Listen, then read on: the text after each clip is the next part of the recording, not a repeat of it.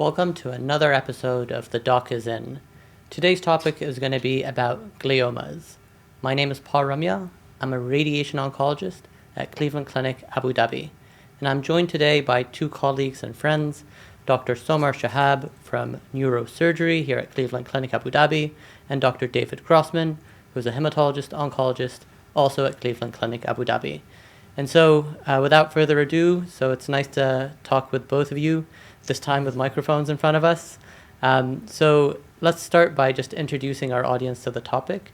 And maybe, David, you can get us started by just defining what is a glioma and how these tumors are normally classified.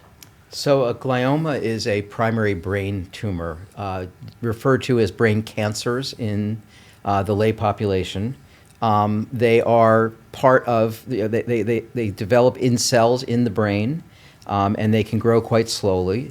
They're actually not malignant in terms of the way we think of cancers and spreading outside the brain, but they can cause a lot of damage inside the brain. They're very rare. There are about 250,000 cases of, for example, breast cancer in the United States every year, and there are about 20,000 cases of brain tumors every year. So a tenth as common, but they're very, very difficult. We classify them as low grade. They're fairly lazy, slow growing.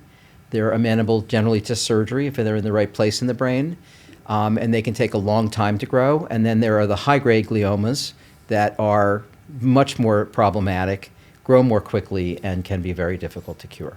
Perfect. And I think for the sake of today's discussion, we'll focus in on the high-grade gliomas, which, like you said, need to be treated a certain way and can be problematic.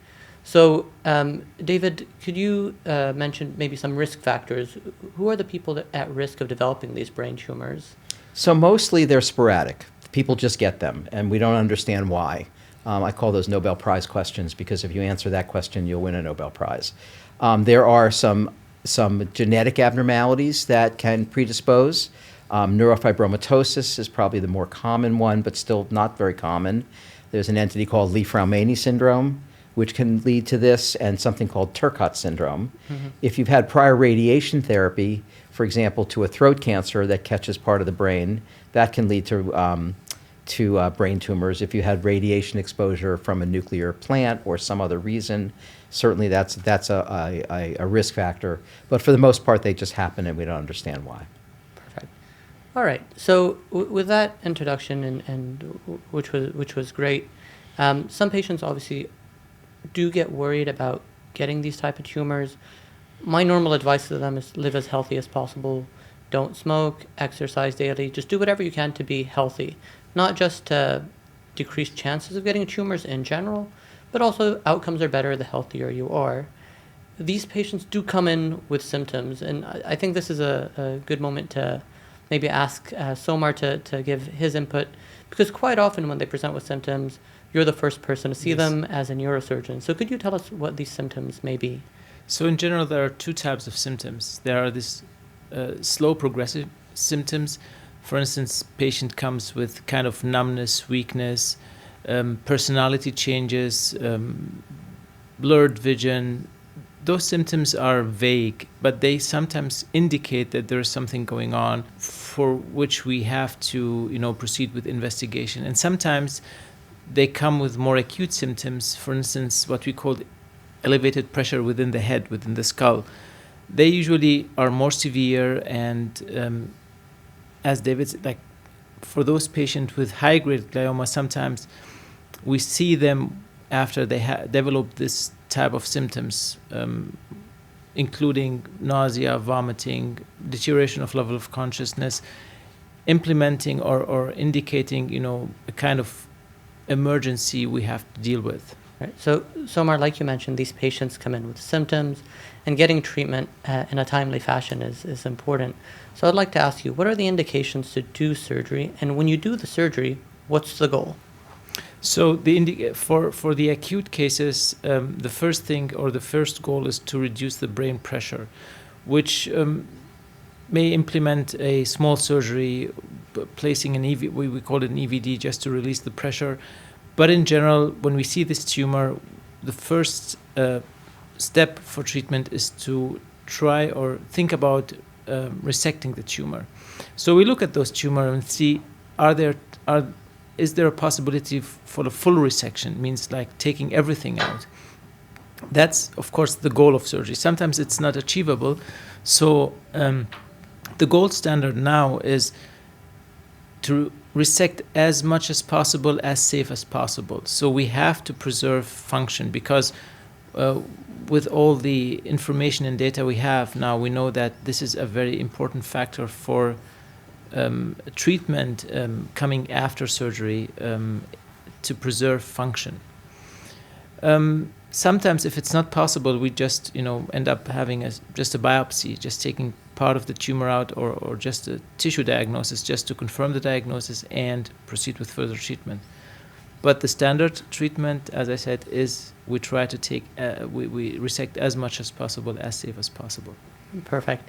And so, when you say that, it reminds me of one of our tenets, our core philosophies in medicine, which is do no harm and Yes. do maximal benefit. And it's always that balance. So after they do the surgery, what is the typical recovery time?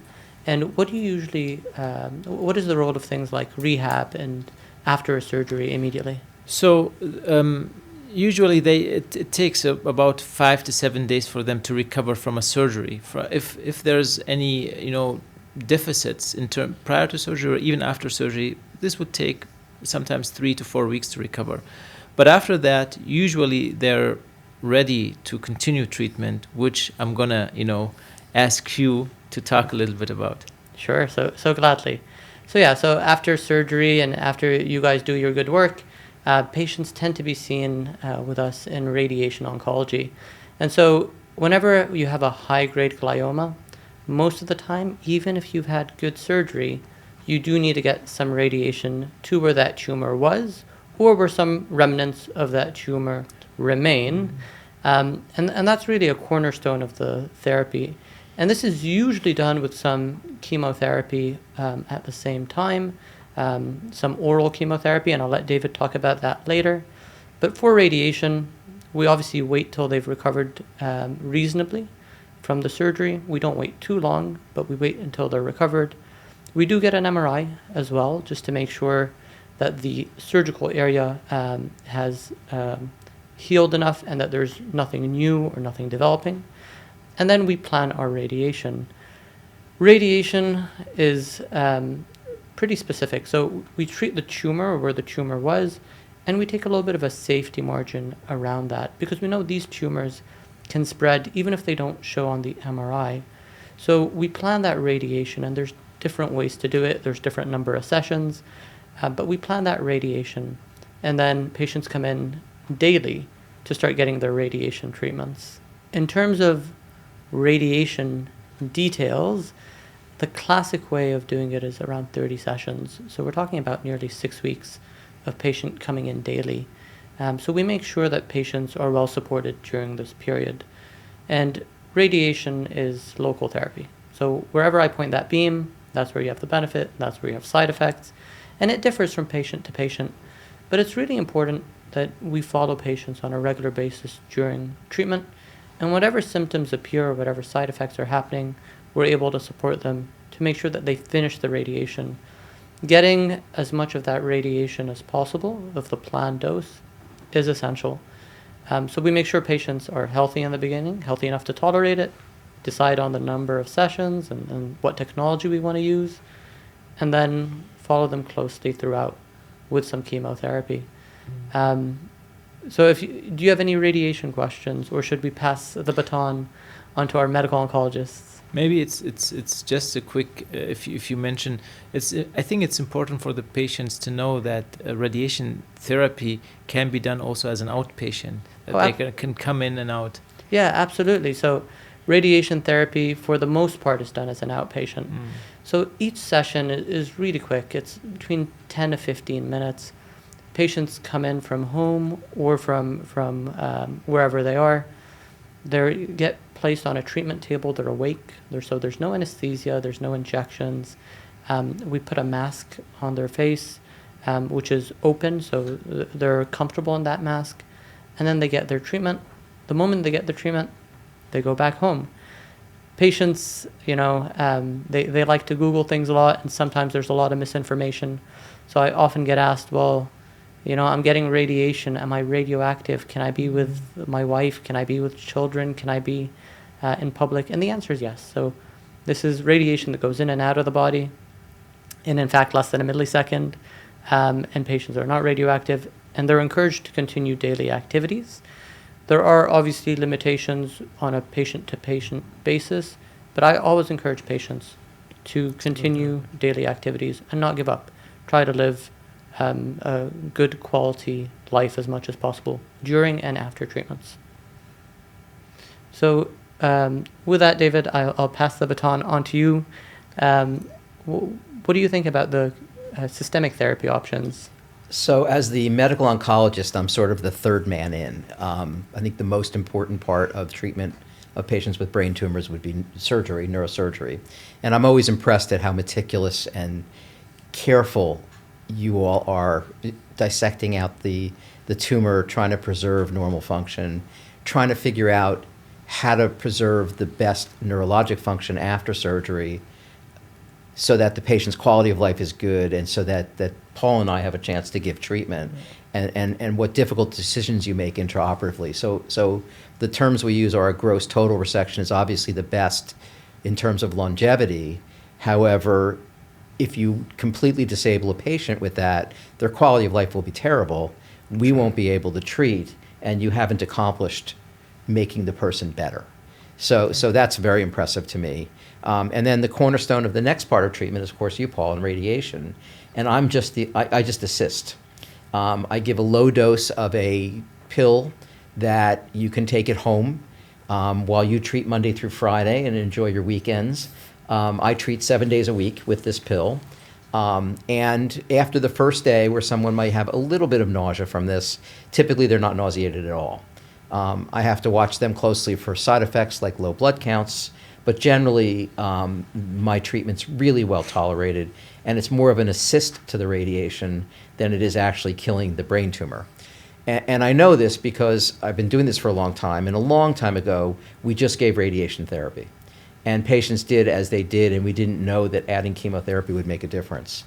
And then the studies were done looking at an old-fashioned drug called DTIC, which is a drug that you give intravenously, and it helped, and people lived longer and did better. And then someone came up with a pill called Temodar that is converted into DTIC in the liver. So it became much easier to treat people. And people did substantially better when we were able to treat them every day for the 6 weeks that you're giving radiation therapy. And then when they're finished, and I've always found that people tend to do very well, the biggest complaint people have, I think, is fatigue from a side effect standpoint.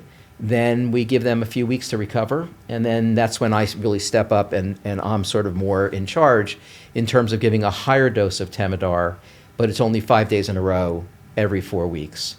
And it's given anywhere from 6 months to a year, although we tend to be stretching the treatment out longer now because we think people do better, and we also think that they are tolerating it well enough that it doesn't affect their quality of life all that much.